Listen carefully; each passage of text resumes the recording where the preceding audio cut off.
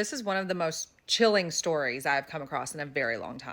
This French surgeon raped 300 kids and he kept a diary. They're calling it the Devil's Diary. And in it were things like, I'm happy to be a PDF.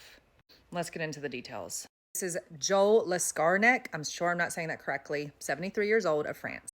During 1989 and 2014, Joel was working at different hospitals, and police say that he raped and essayed hundreds of kids in that time. So he was a retired doctor already when he was found out. He is already in jail, serving 15 years for just a handful of other cases. And it was during this investigation and further on that even like hundreds more cases came out. Apparently, most of his victims were under 15 years old. But one of the biggest discoveries in this case were his journals. These are pictures of them.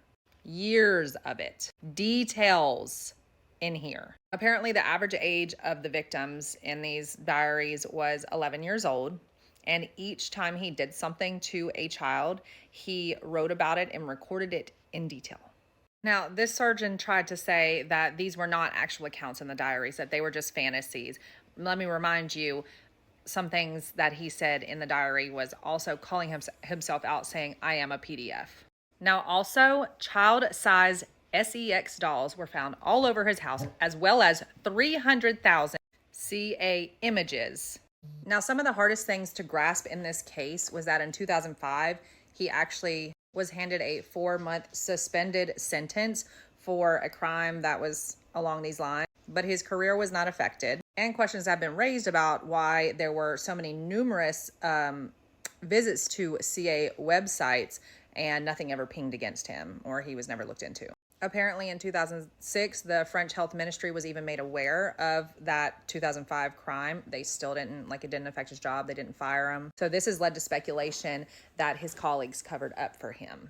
So the absolute sickest thing about all of this is that, well, all of it's sick, but some of these rapes and assaults have been thought to happen when some of these children were under anesthetic.